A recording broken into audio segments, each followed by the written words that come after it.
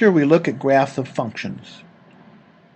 If we describe our function using an equation, y equals f of x, where the inputs are x and the outputs are y, then we may view the inputs x as elements of a horizontal line in the plane and record our outputs y on a vertical line. The graph of a function in the Cartesian plane is then the set of values x, y. We can combine functions with the geometry of the plane in this way to give us a nice visual way to see and understand a function.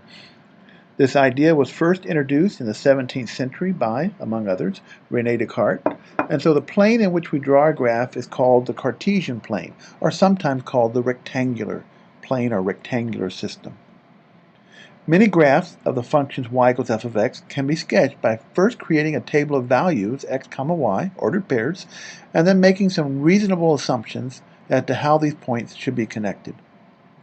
For example, let's consider one of our favorite functions, f of x equals x squared, or y equals x squared, and we can create a table of values. We can plug in x is minus 2, square it, the output is 4. If the input is minus 1, the output is 1.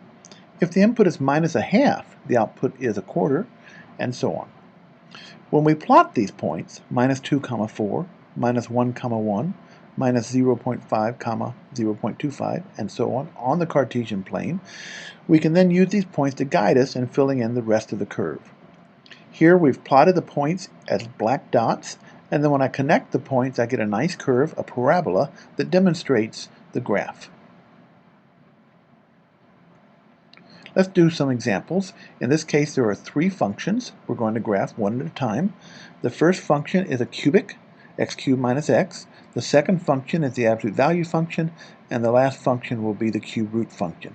In each case we will graph 5 points or more, draw the dots, and then connect them with some type of assumption about continuity.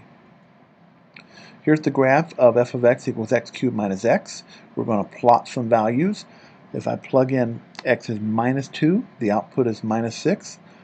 If I plug in minus 1, the output is 0. Let's plug in some number that's not an integer, like minus 0.5, and in which case we get minus 0.625.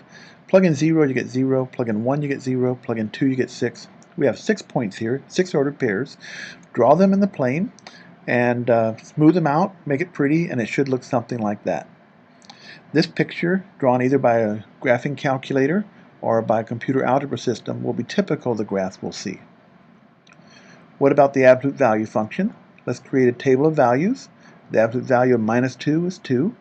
The absolute value of minus 1 is 1, and so on. We get these 6 points, plot them in the plane, connect the dots, and we ought to get something that looks a bit like this. This picture was done using the computer algebra system Sage, which is free and available online. Let's graph the cube root function. Again, we create a table of values. Here I chose some inputs that I could easily take the cube root of. The cube root of minus 8 is minus 2. I can take the cube root of minus 1 and get minus 1. The cube root of minus an eighth is minus a half. Cube root of 0 is 0. Cube root of 1 is 1. Cube root of 8 is 2. Connect the dots, make it pretty, get something like this. In the next presentation, we'll discuss finding the x and y intercepts of functions and looking at places where functions rise or fall.